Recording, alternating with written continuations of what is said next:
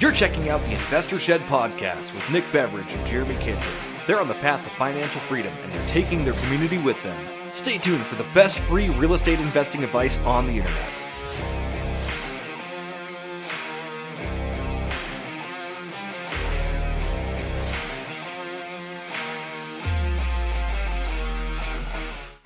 Welcome to the Investor Shed podcast. I'm Nick Beveridge here with Jeremy Kitchen.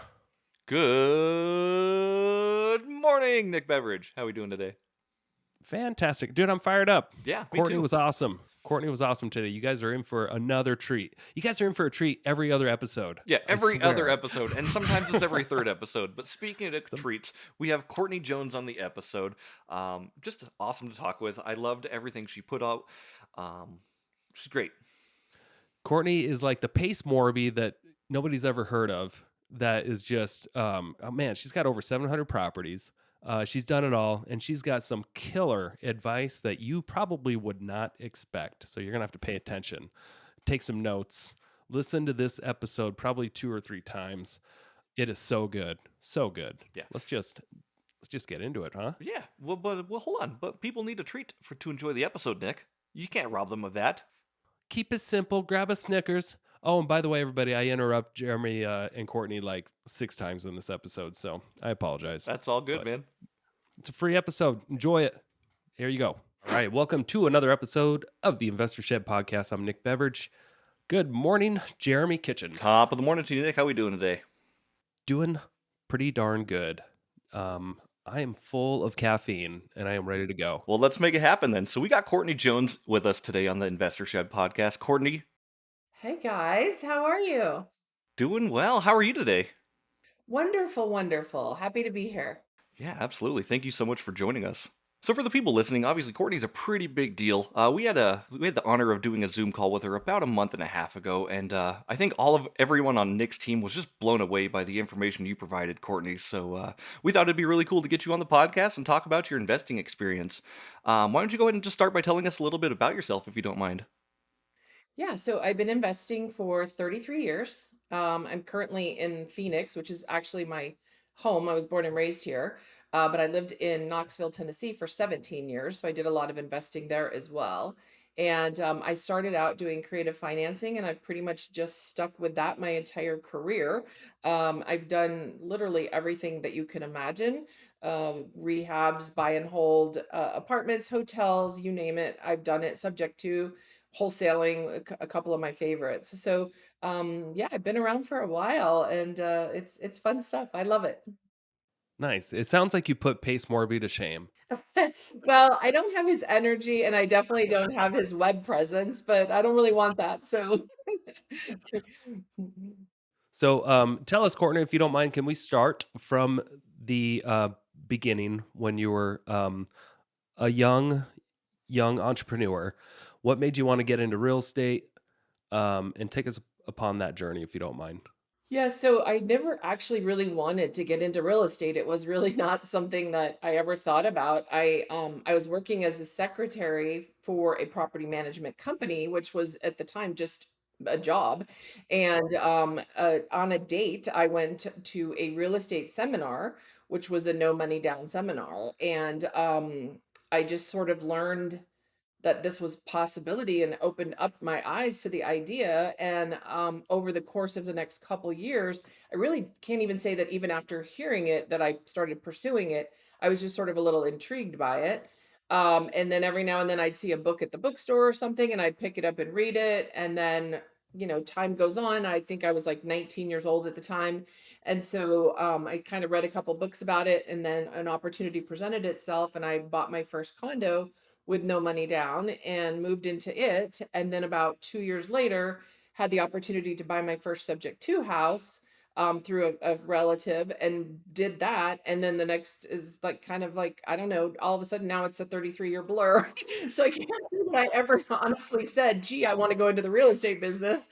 It just sort of kind of happened. I think how most people end up in their lives, which is so interesting. And here I am. So, Courtney, if we could go back, you mentioned the very first property you bought, the condo you got with zero money down. How were you able to do that?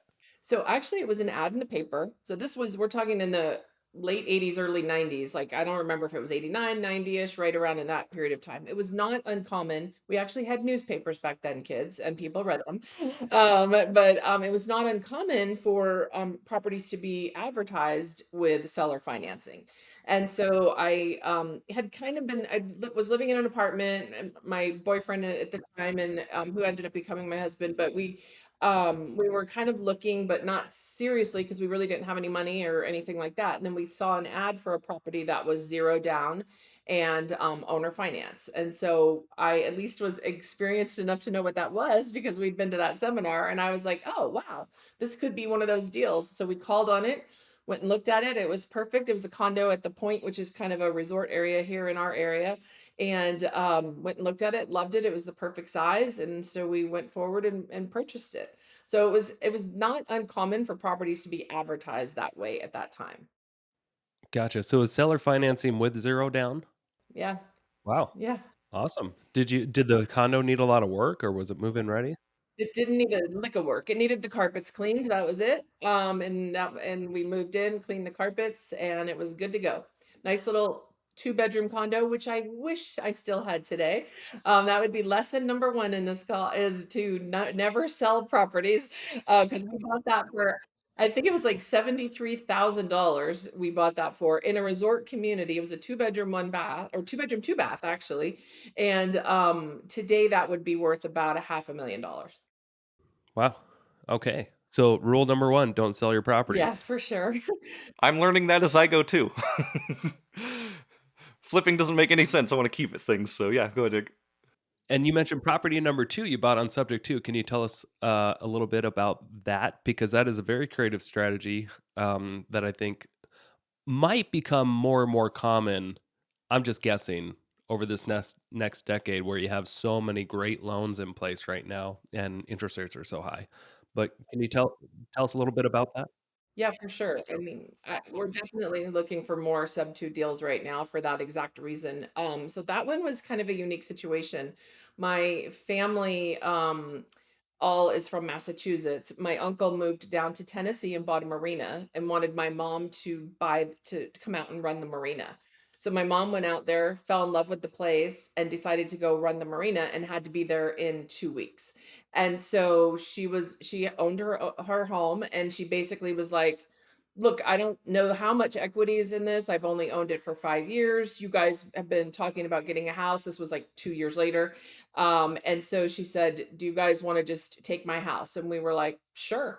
So we decided to rent our condo out and get her house, and she just deeded the house over to us. I didn't even know at the time I was doing subject to. And honestly, I don't think it hit me until about 10 years later, when I started studying subject to, that I was like, oh, wow, this is how I bought my second house. I didn't even know. It happened to be from my mom, but we bought that, and then had it actually turned out to have about 30 to $40,000 worth of equity in it. And that was in an area here called the Encanto area. And so when we decided to move to Tennessee, we actually sold that one as well. Again, wishing we would have held on to it, knowing what I know now. But it was just sort of happenstance. And I didn't even really know that what we were doing was subject to, but I knew it was like a form of owner financing. And we sold that and made a profit on it, and moved across country to Tennessee. Awesome. So what brought you to Tennessee?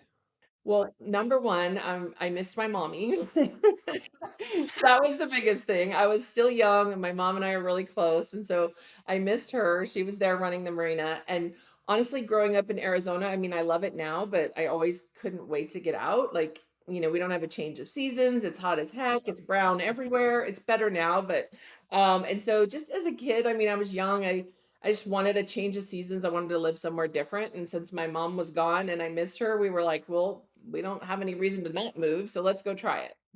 Yeah, I remember when I was 18, I lived in Phoenix for 6 weeks, and that was enough for me. I was like, just like what you said is brown everywhere. It was like beige, just beige colors everywhere. The buildings, the dirt, the sky, everything was beige, and I was going crazy, and I had to get out of there. Yeah, it's definitely better now. They've figured out over the years some flowers that would actually survive here and stuff. So it's definitely better now. When I came back after being gone 17 years, I was like, it's so beautiful. Why did I think it was ugly? But at the time, I hated it. So I like what you've done, Courtney. Obviously, when you started, like you've started with a lot of advanced strategies, right? When you think of a lot of people starting real estate investing, they get an FHA loan and they buy a house and then they live in that house and then they rent that house out. You just went straight into the creative stuff. Like, how hard was that to do for you starting out? What's the saying? Ignorance is bliss. It wasn't hard because I didn't even really realize what I was doing. I mean, it sounds kind of stupid and funny, and I'm not a goofball or anything, but I literally just kind of had been exposed ever so slightly at a all day seminar to this concept, and then these things just sort of happened. I think part of it is just my being willing to move forward and not look at it. I don't look at things and go, why won't this work? I look at things and go, well, if somebody else made it work, I can make it work. So that's sort of, I think having that attitude definitely made it happen for me. So when the condo came up, I didn't say, well, wait, what's wrong with this place that they're offering it for zero down? I was like, okay, great. I need a place to live. I've been wanting to buy something. This works.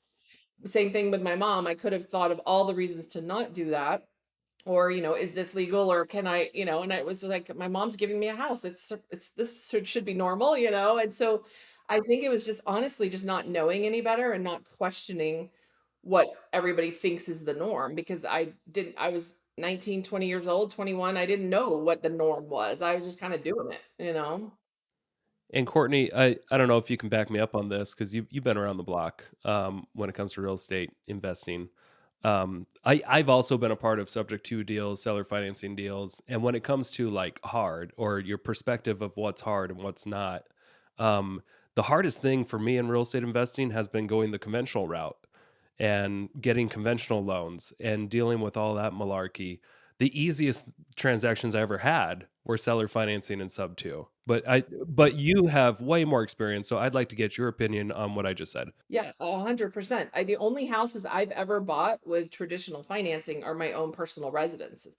And so every single time I think to myself, oh my gosh, no wonder people are frustrated by doing this. It's ridiculous. Like, I just gave you a bank statement. Now I got to give you another one, and then an updated one. And then, it's crazy. But yeah, honestly, the hardest thing with seller financing, I feel like, is getting me, the investor or the individual, to understand it and get past it and accept that it is something that happens, but also that it's not something that happens on every transaction, because you're going to be told no 99 out of 100 times.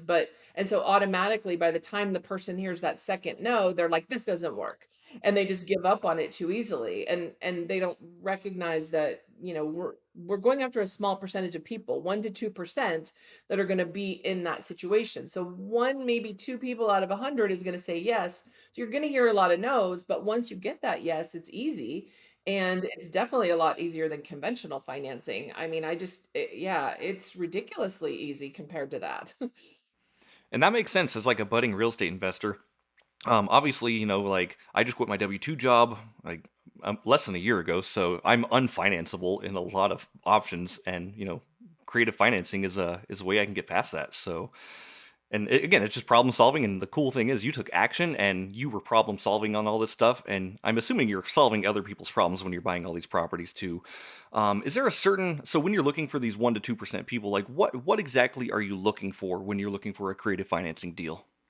Yeah, usually it's a some sort of a motivation, or even sometimes a case of a lack of motivation, in the sense that they own the house free and clear, so they don't have a fiery motivation to get them out of the house or to do seller financing, but they have the option to be able to do that. And so it's a matter of just explaining to them how that can benefit them and how it can work in their favor. And a lot of times it's just educating people. And yeah, it's always 100% solving problems. I mean, the first short sale I ever did, was back before anybody ever heard of short sales. And now it's like everybody, oh, I'm a short sale expert. I'm like, "Pff, I've been doing short sales since before you were born." Like, I'm like, but it was simply a matter of, it was a lady who was like 85 years old, and her house needed a lot of work. And we tried to sell it and tried to sell it and couldn't get it sold for the price that she needed out of it, what she owed on it. And so I had no idea again, I didn't know what I was doing. I called the bank and was like, look, I need you guys to help me. And they told me, okay, this is considered a short sale, and here's the steps. And I kind of learned that. But It's honestly just a matter of helping people and educating them to let them know that it's an option. If you're dealing with a person who owns their house free and clear, that's a fantastic opportunity to explain to them that, this is something that they can do in a way that they can get monthly income. So it's not hard. It's just a matter of being patient and understanding that it's not for everybody, but it's definitely the right answer for some. Courtney, I just realized we're like 14 minutes into this podcast so far, and we haven't really told the audience yet about your portfolio size and the kind of experience that you have.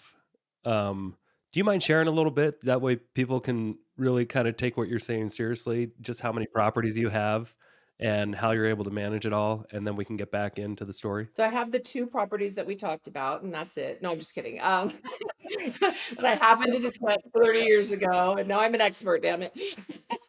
No, no. So I have a portfolio right now. It's actually kind of fluctuating a lot, so it's hard to say. And honestly, I never really paid attention. Like sometimes when people ask me how long I've been doing this, I'm like, I think I was like 18 when I bought my first place, but it might have been 19. I always err on the side of 33 years. It's probably more like 35. I don't know. But I do have a portfolio of over 700 doors. And I'm in the process right now as I'm winding down my desire to buy more properties, although it's very hard to kick the habit.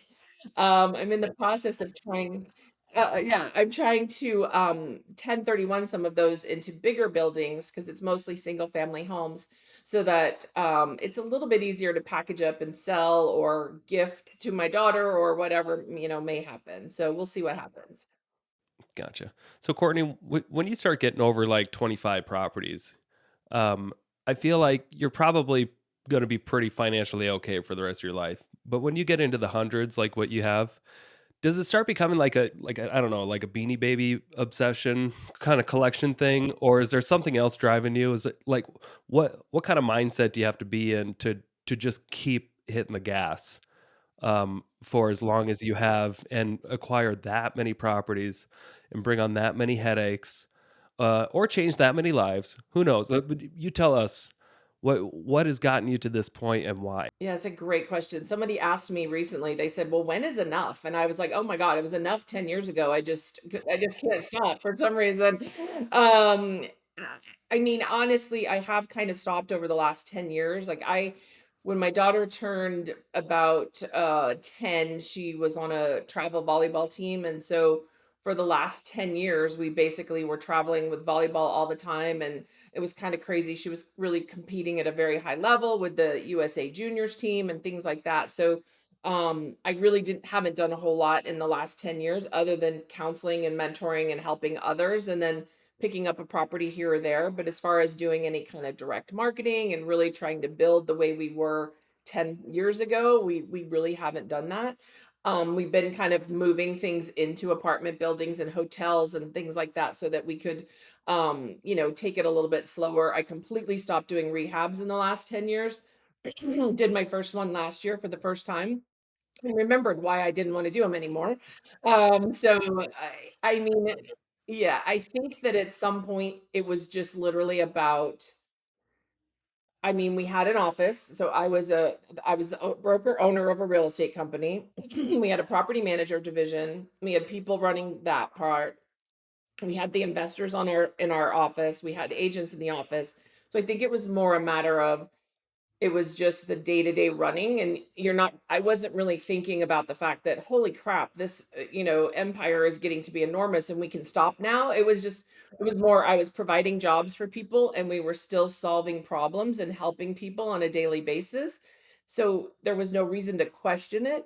But then when we moved back here and like I said, she got busy and stuff, then it was kind of like, okay, well, we don't really need to keep grinding the way we're grinding. So we definitely took the foot off the gas pedal a little bit. Although I will say this last year, I became an empty nester, and all of a sudden, I mean, I lasted for about 2 weeks, just sort of sitting by the pool, and then it was like, okay, what are we gonna do? And so I definitely am doing a lot more this year. And just before I got on with you guys, I was analyzing a 7 unit down in Tucson that I'm going to help one of my mentoring clients buy, and I'll probably buy it, be a partner on that deal. So I'm doing more things like that, helping others get involved in the business and trying to stop acquiring properties. But it honestly is just a habit. Like when you get good deals, it's hard not to take them.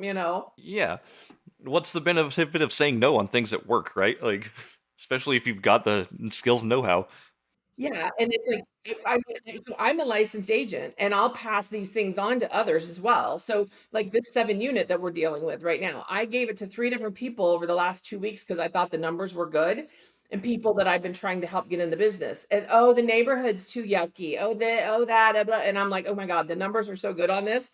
So when somebody was like, "Well, I would do it. Would you be willing to do it with me?" I'm like, "Yes, that's a good deal. I'll do it," you know? And so I'm trying to give them away, but people don't listen or don't want to take action, you know? I got this mental image in my head if you just be like, "Hey, check this out," and you have a bunch of people that's just like you said, "Oh, maybe in the not the right neighborhood," and you're just, "Get out of the way then, I'll buy this thing."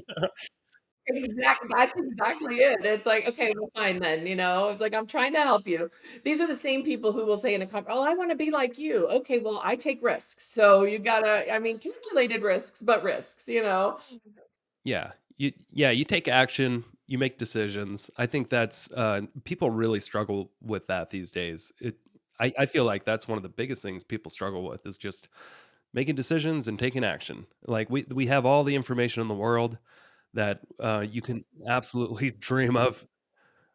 Like we have an exhausting amount of resources, but people still just have trouble taking action and making decisions. Yeah, I think that's a big part of it. Like Jeremy said, I think we have so much information that people have gotten, you know, the analysis paralysis concept. And, but I think that like I've been figuring this out lately because like the 3 or 4 people that I gave this unit to, I was getting a little frustrated, but I'm thinking to myself, I think that the gurus make it look so easy, and that when there's anything that isn't exactly perfect and falls right into your lap, like honestly, the way the first 2 deals for me did, I mean, then I think that people shy away from that. And it's, you know, that's one thing I've never really wanted to be that guru that just paints this picture. Like there are days when I have sat at my desk and cried and thought, "Oh my god, I'm going to get a minimum wage paying job,"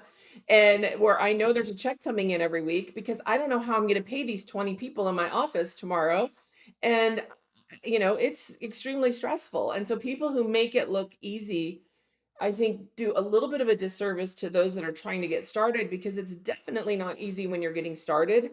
It's super rewarding and it's definitely the best paying job there is in the world once you get it going. But you do have to put in time and money to make it happen. And it's not easy. It's simple, but it's not easy. And, you know, it's like we were talking about before about you're going to talk to 100 people and you might get one that says yes. Well, most people give up after two. This doesn't work. This isn't for me, you know? And it's like, all right, well, then no, it's not for you because if you give up that easily, then you definitely aren't cut out for this business because there's going to be a lot of heartache along the way. And it's not easy, but if it was that easy, everybody'd be doing it, you know? And so I just, it's a little frustrating. Yeah, you're right. I do get that way. Sometimes I'm like, you know, and I'll just stop sending people deals because I'm like, dude, I've given you like 5 really great deals that you could have made money on. You clearly are not ready to take action, you know? Yeah.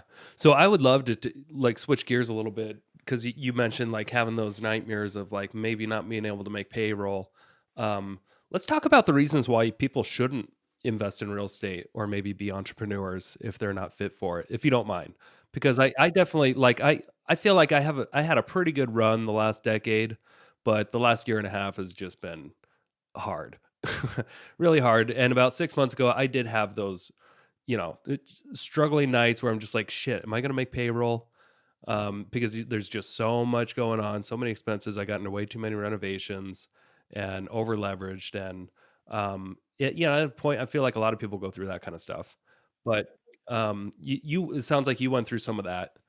Can you chat a little bit to the people out there who maybe what kind of personality types um, do people have to really be in this kind of field, and which people should maybe just avoid it altogether? Yeah, I think the number one quality somebody has to have, and I didn't really recognize that I had this so much until the last couple years, is perseverance. And um I guess I would say the willingness to get it done. Like somehow, some way, I don't care how, I'm going to get it done. And so I've always kind of just been a believer, and maybe this is from my upbringing. I don't know. Thank you, mom.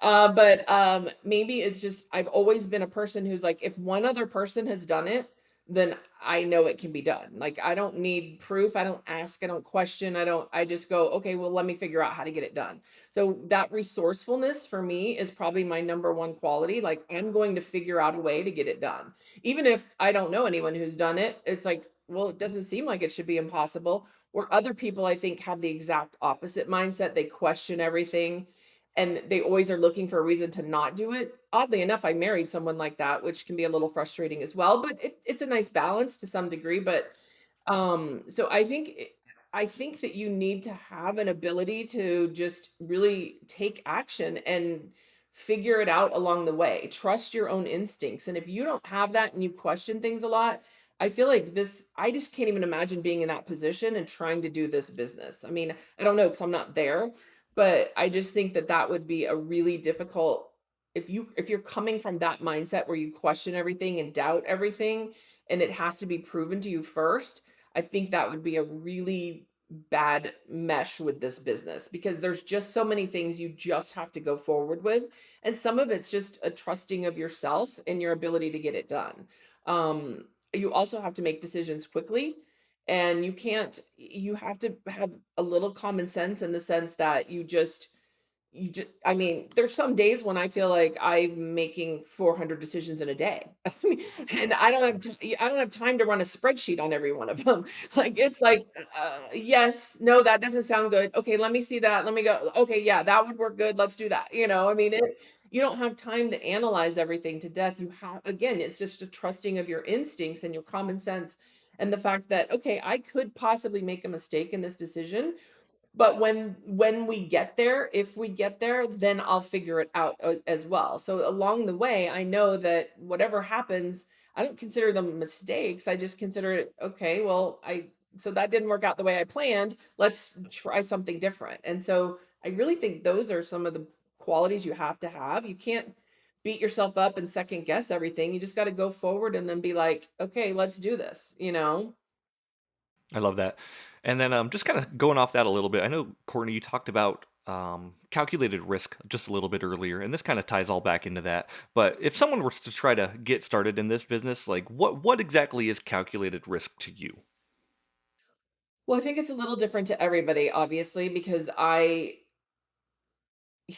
mean, I think being just naive in the beginning and not knowing what I was doing and not really having a purpose and a drive, I just sort of ended up here and then all of a sudden it was like, wow, this is great. So now obviously I guess my perception of things is different than say somebody starting out, and I obviously that was a long time ago. So when I try to put myself in that person's position and think about things from the decision perspective they're making decisions from, it is sometimes difficult because it was 30 plus years ago. I can barely remember 3 days ago. So I do have that as a challenge, but I don't know. I think you just have to go for it. I mean, I don't know. It's hard. Well, so let's talk about this though. Like, what does calculated risk look like for you right now? Because obviously, you're still making a ton of decisions, even though you're trying to kind of take your foot off the gas a little bit. Like, you still have risk with everything you do. Just kind of walk us through, like what makes a good deal a deal for you. Well, I'll give you an example of like the hotels that we just went into recently. So I've never been in the hotel business. I don't even do short-term rentals because to me that's more of a hospitality business and I don't frankly like a lot of people. So I don't want to be in the hospitality business. So I've always kind of shied away from that because it seemed like it was just a different business to me. Short-term rentals equals hotels to me, and I don't really want to be in the hotel business. But when an investment opportunity came up to be in the hotel business as a kind of like an arm's length investor where I'm not running the business, um, that was a very calculated risk. I didn't have any idea how to analyze those numbers. I didn't know what that meant, what the team looked like. If I'm buying an apartment building, I'm looking at who's the team, what does all the other apartments look like in the area. And in this case, I'm like, what am I looking? I don't even know what hotels are supposed to look like or what those numbers are supposed to be. So it was a very different perspective for me, but I trusted the team. I met the team, like the team, know the team, like trust the team. And I was like, this looks like a good opportunity to get into a different realm and diversify, if you will, a little bit. And worst case scenario, I've got X number of dollars put into this that I could possibly lose, but I don't think that that's going to happen. And really, if we look at the worst case scenario numbers, I can live with that. And that's usually what I look at is what is the worst case scenario? And then can I live with that? And then move forward from there. Perfect. Hey, Courtney, I'm curious about your business structure. Can we talk a little bit about that? It sounds like and I might have this all wrong, but you kind of have a blend of a real estate agent business, maybe a property management business, and an investment business. Is that right? Do they all kind of work together, or? Not anymore. Not anymore. So, when we moved back here to Arizona, we decided we weren't going to really do a whole lot at that point because of my daughter's age, and we just really, I mean, it's always been I was raised by a single mom, and so it was always kind of my goal that I was going to be there if the class needed an art teacher or a team mom to bring snacks or whatever. And so that was sort of my goal. So we really just shut things. I mean, I wouldn't say 100% shut things down, but any new marketing or anything like that when we came back here. When we left Tennessee, we sold the real estate company and the property management company. So since we've been back here, it's just been my husband and I, and then some like a VA type work. People as we need project if we're doing a project or if I need a spreadsheet, I'll hire somebody on Fiverr, but it's mostly just VAs that help out. And obviously, when we did the rehab last year, we had to get together the contractors. I'm actually getting ready to do a project management thing. I actually love project management, which is kind of weird, but so I'm doing one for an apartment building here local that's not too far from my house. So I'm going to manage all of the contractors and do all that kind of stuff and help them with the turnover of 70 units. So I'll have the contractors and everything like that, but primarily I'll do most of that from a spreadsheet. So I really have tried to incorporate a lot of technology. And then now I just sort of try to keep it as simple as possible. So that it can be just pretty much me and a couple of people that I like to work with and want to give, jobs to. Okay. So when you were in your heyday and buying a bunch of properties and you had your real estate business, did you ever feel like having your real estate license was a con at all for buying properties, or did it just help you? Um, Good question. I would say it wasn't a con. It was definitely, it makes you have more disclosures, more paperwork, things like that. But it could have been a con if I would have looked at it that way. But I tend to always look at things as to how can we turn this into a plus. And so we would just use in our marketing materials and stuff, we would basically make people understand that it was a plus because we were regulated by the state. And if you're dealing with somebody who isn't licensed, oh my gosh, you better watch out because you don't know what they're up to. So, I mean, I think you just put that kind of spin on it to make it, a plus. I don't think it was a con. I definitely think knowing what I know now, all these years later and looking backwards, I kind of wish I never would have done it. Only because I feel like in this business, it's sort of like what you said, Nick, like at where you're at in your stage. I feel like in this business, you have to stay either really small or you have to go really big. And, we were buying 6 to 10 houses a month at that time. And that sounds like a lot to some people, but it's nothing compared to what some of the big guys do. And we were just sort of in that spot where it is still a struggle. Like you don't have enough coming in to just throw money at everything. You're still struggling to meet that monthly nut.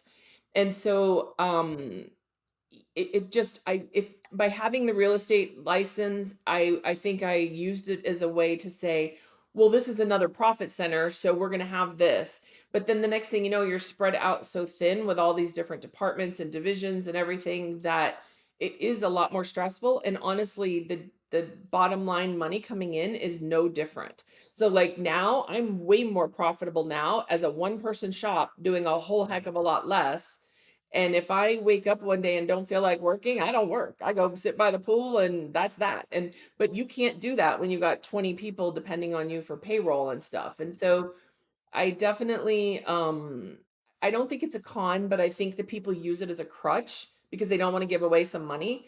And my mindset now is just get as many people as you can working for you and pay them what they're good at.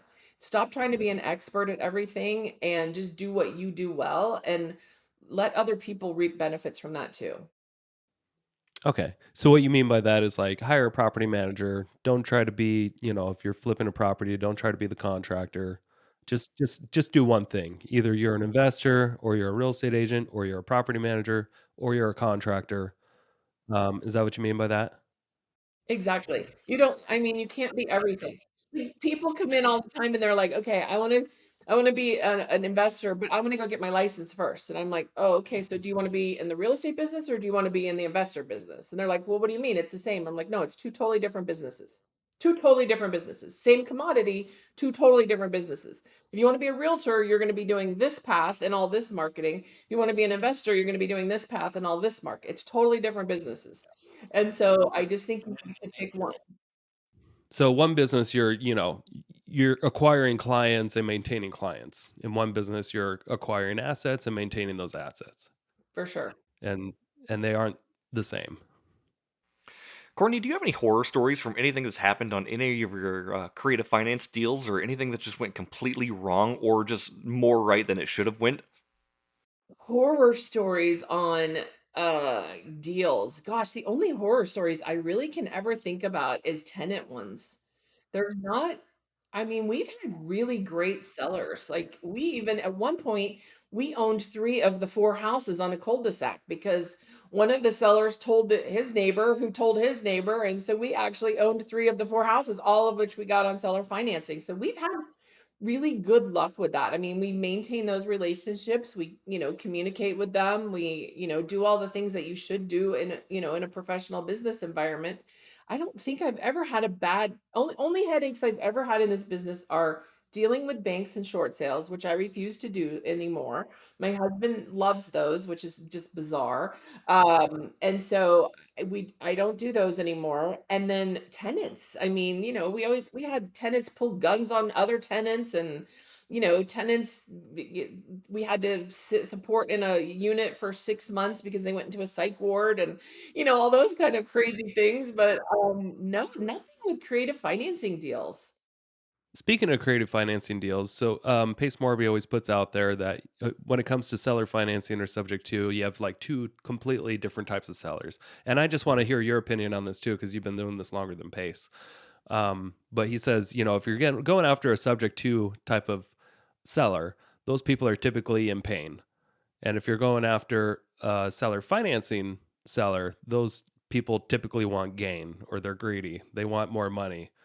Would you say that's for the most part true, or is there any flaw in that logic? I definitely agree with the sub two being in pain. Yeah, it's usually some sort of a divorce situation, need to move because of our job. That it's definitely a motivated seller type of thing. I would not say that our seller financing deals have mostly been out of greed. I think for us, at least, it's been more of a matter of they didn't know it was something they could do. So, if they own a $200,000 house and they own it free and clear, and I say to them, well, what are you planning on doing with the money? And they say, what's none of your damn business. And then I'll say, I say, no, I get it. And I'm sorry, I didn't mean to ask it that way. But like, do you need all the money up front? And they're like, well, I don't even understand what that means. And then I'll say, well, let me explain to you how I could reduce your tax burden and be able to give you a monthly income with the payment. So it's more of an educational thing than once they understand that it's a something that's an opportunity for them and all the benefits to them, then they can see that as being a viable option. A lot of times it's that they didn't even know that that was an option up front. So I don't know that it's a greed thing as much as it's just an ignorance in the sense that they're just not educated in that area. Okay. Hey, speaking of taxes, by the way, how do you go about explaining how you can alleviate their tax problem? Now, is it less taxes up front and just spread over time in seller financing, or are they actually paying less taxes? Yeah, it's actually just less costs upfront and spread out over time. And what I usually do is I avoid the conversation at all costs because I'm not a CPA. And so I tell them that. But I'll just say to them, okay, so and obviously they have, if it's a single person, they have the $250,000 exemption. If it's a married couple, they have a $500,000 exemption if they've lived in the house for 2 of 5 years. But a lot of times I'll say to them, obviously I'm not a CPA. I couldn't even tell you anything about taxes. But I do know that this could become a big tax burden for you. This is one way that we could spread that out over time. So instead of you getting all of that up front, then we'll spread that out a little bit over time. So you're only paying taxes, it's my understanding, on the income that you're receiving each month. So that's better than, say, getting one big lump sum check. But I do tell them, you need to check with your CPA, or if you don't know somebody, I can get you on the phone with somebody. And I kind of have that conversation. So a little bit of it's me playing dumb, but it is me being dumb because I literally, taxes is the one thing I Yeah. hate. So I'm also curious when it comes to seller financing and your experience over the last 30 years. Is it mostly something you have to always pitch and ask for, or have you bought plenty of your properties from investors that are offering seller financing on maybe their rentals? A little bit of both, or like, could you give us a rough idea what's the most realistic scenario long I term? would say the majority are sellers that we're explaining the whole thing to, um, particularly with single family homes. If you're doing apartments, it's not uncommon for a person to at least be educated and knowledgeable on it. It's a lot more common in the apartment industry. And I'm not if you're going after 5 unit mom and pop own type things, because those aren't really like educated investors. They're just people who happen to be smart enough to invest in a building. So if you're going after people who own multiple properties, usually in apartments, then it's more well known and something that they will offer right up front. Actually, the 7 unit I was talking about earlier, it was right in the MLS brief that they were willing to offer owner financing. So you will see that more with apartments, I think, than single family houses.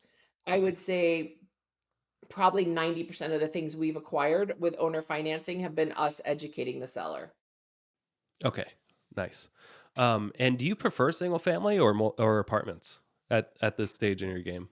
At this stage, definitely apartments. If I had it to do all over again and know what I knew now back then, I definitely would have started with apartments and just stuck with it. But I mean, I was on full speed ahead for all those years and acquired houses. I'm not going to look a gift horse in the mouth. But yeah, if I had it to do over again, I definitely would do apartments. And what are like maybe three reasons why you're saying this?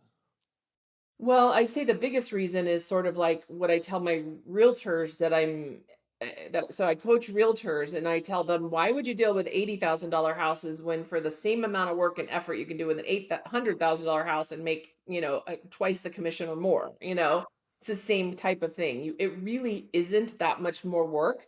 The due diligence is ever so slightly more because there's, a little bit longer checklist. And if you're buying, let's say, 50 units, you got to check out 50 leases and do all that kind of stuff. So it's a little bit more, but for the actual work involved, it's just such a better return. So that's number one. Number two, even though I haven't had to do it, it is definitely easier to get financing on apartments than it is single family homes as an investment. So that'd be another reason I would encourage people to do that. And then I think it's easier to I don't know what the word is, but like I think it's easier to justify finding management for an apartment building than it is for single family home. With single family homes, it's like onesie twosies. We always feel like, oh well, I have to manage it. It's just one house or it's just three houses. Next thing you know, it's just 10 houses. And so we don't treat it like the same type of business that people do with apartments. So real quick, I just want to go back a little bit, Courtney. Obviously, with as many deals and as many units as you've gotten, like what has been your bread and butter in getting them, and how do you come across these deals? Are you doing a lot of marketing to distress properties, or what are you doing? Yeah, so What we did everything from direct mail marketing to TV commercials to radio commercials, all to distressed sellers. So we had lists of everything from divorces to probate, pre-foreclosures, late mortgage payments, the whole bit. And then did regular marketing to all of those as of course as well as a website. That was and then we had two acquisitions people. They were fully responsible for following up on all of those leads on a regular basis, and then doing some calling and stuff. Most of this was before text machines and all of that kind of stuff was kind of a common thing. In the last few years that we've been not really doing a whole lot of marketing, most everything is just through referral. So usually everything I do now is people that I'm coaching across the country or helping in other deals or answering questions on. Like the deal this morning, they're like, okay, great, but we've never done this before. Would you be willing to be a partner on this with us and help us through the process? And we'll do a deal together. And it's like, yeah, sure. So that's been most of it the last few years. Prior to that, it was direct mail marketing is a huge, and still to this day, if I really wanted to get back into it today, I would do direct mail marketing. It's expensive, but it's direct, and it gets people calling you, which is always better than me having to try to call them and convince them. I like that perspective from the marketing, of them calling me versus me calling them. Hmm. Is that where you had the most success then with the direct mail marketing? Yeah. Okay. What did you put in your mailers that made people want to call you, by the way? We had four postcards that we sent out on a regular basis, and so they went out in intervals, and depending on the motivation level would depend on when we would send them. For instance, probate, they're not super motivated, but they do have a reason to get rid of a house. So we might mail them once a month. Where pre-foreclosures in Tennessee, you basically have 3 weeks. So we were mailing them like every 3 days, so because you have a shorter period of time. And they would always wait till the last damn day to call you. And at 10 o'clock at night, oh, my house is being auctioned tomorrow. Yeah. Did you see the previous 40 postcards we sent? Oh, so but that was always really good. So it would be a matter of the intervals were defined by what that level of needing to move quickly was. Interesting. Okay. Okay, Courtney. So far, what I'm gaining from your 30 years of knowledge here is You keep making me feel old when you say that. no, sorry. I'm just trying to get the audience to understand how special this opportunity is that they get to hear. Because a lot of people are just, they're just trying to figure out what to do first, and we have an opportunity to hear from somebody who's done it all. Um, and basically, what I'm hearing is, yo, keep it simple, stupid. Don't try to do it all because it's not worth it. Just buy apartments. So, what size apartments and what locations should people be using if they really do want to take your advice? Yeah, what size apartments? I think it honestly just depends on the individual and their comfort level, right? I mean, it's so difficult when those extra zeros get added on there. It can be overwhelming, right? And so I think that there's a benefit to going outside of your comfort zone. I'm a firm believer in all growth happens outside of our comfort zone. But I also don't encourage people to be in a situation where they're hyperventilating at 2 o'clock in the morning and can't sleep for weeks on end because they're about ready to die over the overwhelm, right? I mean, no one wants to be in that position. So I think you have to just kind of know yourself and your tolerance level for risk and base it off of that, and what do you feel comfortable with. And if it feels more comfortable working with somebody else for a couple deals to get used to those extra zeros, that's really all it is some extra zeros. But if it feels more comfortable to work with some others in that process, then do that, because that's really I don't think anyone should get into this and just not have a better life. The quality of life that you can experience in this business is amazing. And that's been honestly the best thing for me is I just literally have tailored this business to my lifestyle, what I needed at the time. And so when I was young and an A-type personality and going crazy, that's what I did was all those things we just talked about.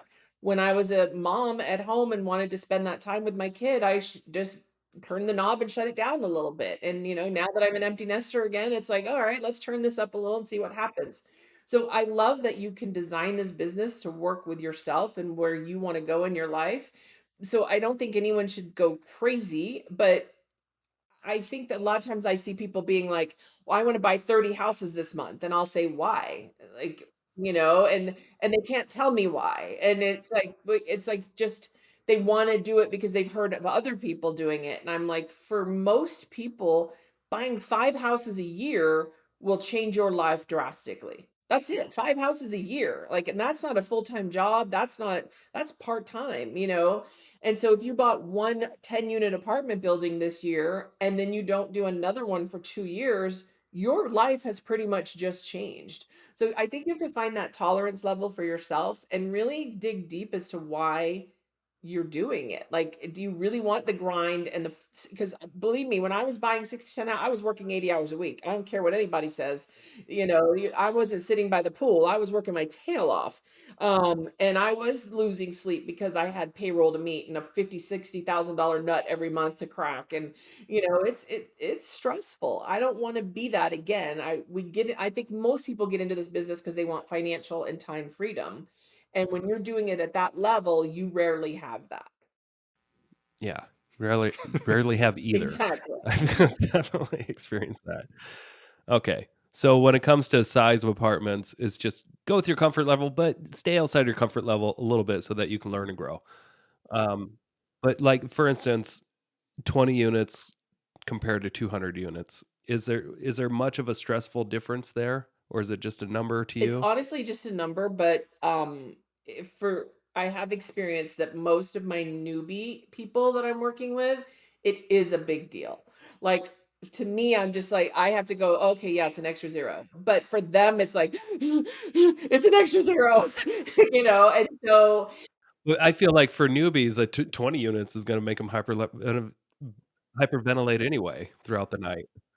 I just don't know if 200 is going to make much of a if you difference. start with 10 and then you buy it, let's say you buy 2 10 units over the next 3 years, which is pretty simple to do on a part-time basis. And then in the fourth or fifth year, you roll those two tens into a 50. You probably are pretty well financially set at that point if you've bought in a decent market with halfway decent cash flow. And then, maybe a few years later, you roll that into a hundred, all is good. Like, it's like you said earlier, like, how much do you really need? Like, really figure out what is it that you're trying to do this for. If it's time and money freedom, continually trying to acquire and grow and build is probably not going to get you there. Yeah, totally. So, location. What do you think if somebody wants to start buying apartments at a decent price in a market that maybe you see opportunity in? Do you mind sharing? No, so actually, I was just having this conversation with some people this last weekend. We've been analyzing a lot of markets. So the Southeast has still got really good cash flow. Um, Unfortunately, most of your markets that have really great cash flow aren't great appreciating markets. So you have to kind of balance what it is you're trying to achieve. Like here in Phoenix, we have cash flow, we have good cash flow. It's not great cash flow, but our appreciation is through the roof. But our cap rates are super low. So I like a lot of times I'll get investors calling me going, "Well, I'm looking for a 10 cap." And I'm like, "Yeah, you're never going to find that here." Like, not in the last 10 years anyway. And so I think you have to kind of just decide what market you feel comfortable with. I always say it needs to be a market you like to go to, whether you get everything outsourced as much as possible or not. You're still going to want to go check it out every now and then. So if you hate the area, don't buy there, no matter what the cash flow looks like. But the Southeast has great markets. Obviously, I like Knoxville because that's where most of my stuff is. Um, Knoxville's a really underrated market. I actually even like Dallas, and I don't like going there because of the humidity, but I like the market itself, and I think it's a good growing market. Um, I think that Ohio has some really good little pockets and cities that are good, halfway good balance between cash flow and appreciation. Um, uh Indiana has a couple good cities. I like obviously landlord friendly areas, which can change obviously, but for the most part they're consistent. And then I prefer to find I like cash flow, but I like appreciating markets as well. So I kind of try to do a little bit of balance of those. So when you're going to these out of state markets looking at multifamily, are you personally marketing or are you just trying to scavenge the internet or go off referrals or make broker contacts? Yeah, it depends on, like, right now trying to do some 1031 exchanges with some of our properties. I'm being a little more aggressive. Trying to, so I will pull it up on prop stream, see what I can find. I'll look for different apartments, I'll look for different properties that have been, on the market for a while. I'll call a couple brokers. Usually I've got an in somewhere. I Over the years I've helped somebody in that state or city at some point that I can reach out to and be like, hey, I'm looking for a realtor who does this, do you have anybody? And I can usually find a good source or two and kind of get in that way. Yeah, run your sources for sure. I love that. And Nick, I was going to ask the same exact question. Like what markets are you looking for? Obviously, thank you so much for answering that because a lot of people, it's hard to figure out like where to go with investing, right? Like, especially in Idaho, like it doesn't make sense for me to really like buy and hold in Idaho unless I get it at an extreme discount. But like you said, anywhere in the southeast, like I could put a decent down payment on something like that, and I could make something work. Just finding what works for people and actually taking action on it. So. Going forward, though, Courtney, like, what are your 5-year plans or goals? I know you said you're kind of putting your foot off the gas a little bit, but you're still kind of doing some coaching and everything. What else you got going on?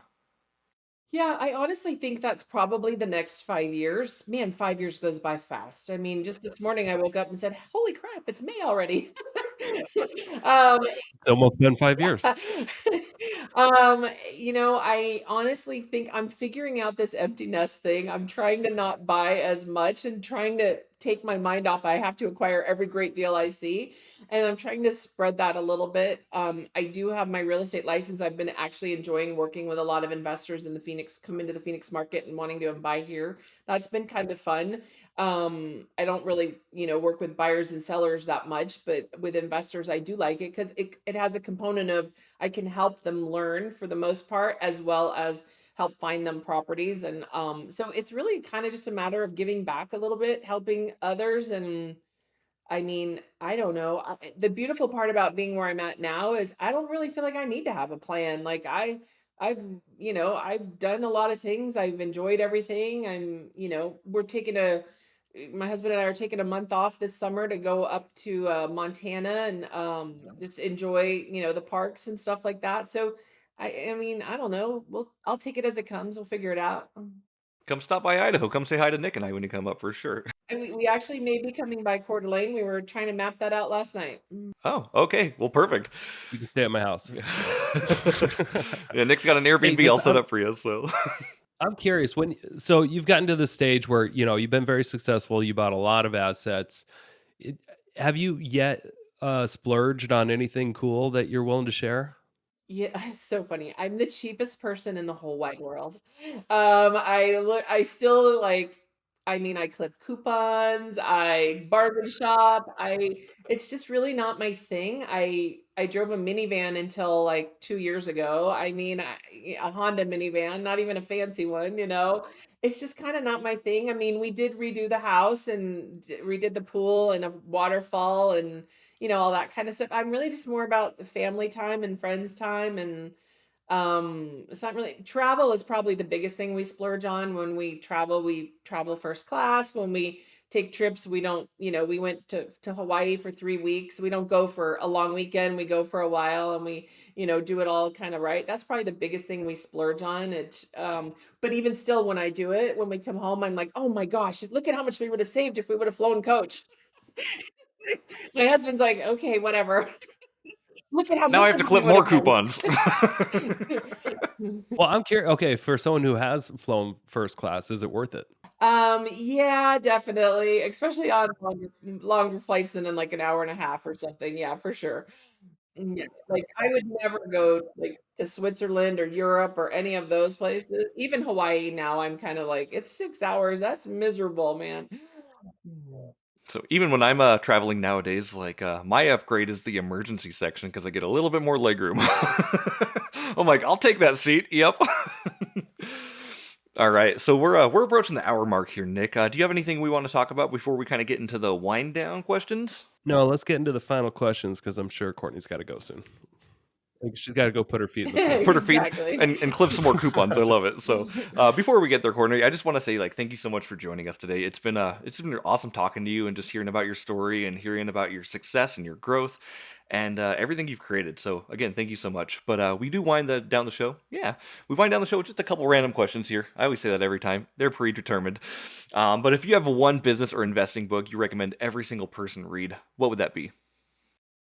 Let's see. I would say probably Awaken the Giant Within from Tony Robbins. Okay. Okay. I've never had anyone actually recommend a Tony Robbins book. That's perfect. I will put that on my list. Yeah, it's a good book. I think it gets people into the right frame of mind that they need to be in for this business. I love that. That's awesome. Next question. I don't know if this is going to really matter to you much, but if you were gifted $30 million to one of your bank accounts, like what would be the first thing you spend it on? That's an easy one for me, actually. It's something I'm kind of working on right now or wanting to. So I do a lot of volunteer work with foster children. And what I would love to do, it's sort of in my mind to try to make this happen, is I'd love to develop a neighborhood. And I think right now with the technology in my mind is I'd love to do it like in a 3D neighborhood where we could do it relatively quickly and inexpensively. And then have like a central hub where there's like a mentoring office where the foster kids that are aging out of the system could live there with some sort of rent subsidies so that they could learn that responsibility, have that, the actual part of living out on their own, but have the subsidies so that it could be affordable. But then have that mentoring component where they learn some of the skills that maybe they didn't have the chance to learn when they're in going through all the things that they go through, and just teaching them like how to have the positive mindset and what opportunities are out there and how to run a business and how to balance a checkbook and all of those types of things. I think that would be probably my $30 million windfall would go to that. That's so awesome. And if you want an extra student for that, I would happily join because I love continued education and I don't know how to balance a checkbook very well. So if I could learn from that too, I think that'd be great. What advice would you give newer investors looking to get started on their first or second deal? I would say get really clear on your why and why you're doing this because that will propel you through the difficult times because there will be difficult times. Have faith in yourself and your abilities and trust that it can be done and stop questioning it and just do it. And the worst thing that can happen is that you fail and you buy a bad deal and people have recovered from that all over the world all the time. So it's literally you're never going to know if you don't take action and move forward. I love that. And how do you define success? I'm living it, man. I find success just by being comfortable with who you are, like knowing who you are, being comfortable with who you are, being surrounded by family and friends. I mean, to me, that's the beauty of it all. That's the love. I love it. And then when you're not investing, what do you like to do with your free time? I know you alluded to travel earlier, but anything else? Any other hobbies you have? We travel a lot. My husband and I are big into wine, so we taste wine a lot. We're big art collectors, so we're going for 4 days next weekend to an art auction. So we get invited to some swanky art auctions where they put you up for the whole 4 days to encourage you to spend money. It usually works. And so yeah, we're art collectors, wine collectors. Well, we don't really collect wine; we drink it too fast. But wine You collect it to tastings and drink all it, that right? kind of thing. Yeah, yeah. That's awesome. I've always had this weird thing in my head. Like, I always wanted a Bob Ross original painting. I don't know how to go about acquiring one of those though. So if you have any suggestions for Oh, me, I've let me never know. looked into that one. I'll have to check. I'll have to look. I'll ask around this weekend. I just thought that'd be cool. Like, I have a Bob Ross original painting hanging in my room. Yeah, that would be cool. Just ask Jeeves. Just ask Jeeves. That's right. You alluded to this a little bit earlier too, Courtney. But you said you mentioned you do send out deals sometimes. If do you send those out to the public, or do you just send those out to like your close knit group of people?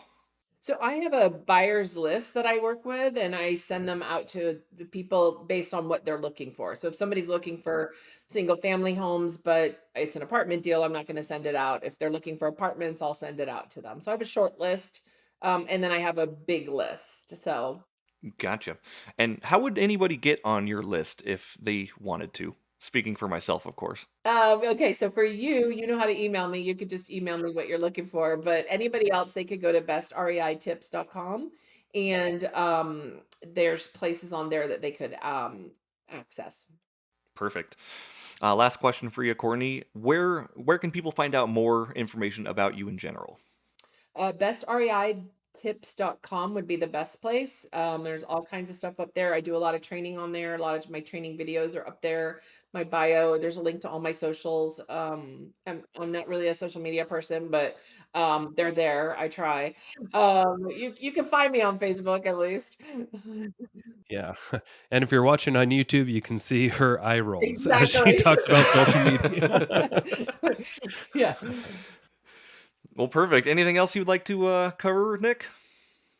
No, thank you for joining us, Courtney. I appreciate it. This has been fantastic. I recommend people listen to this 2 or 3 or 4 times. I think I'm going to go back and listen to it. It was awesome. Thank you for all of your wisdom and sharing everything you know. And we hope you all look forward to the next episode. Thank you. Thanks, Courtney. Thanks.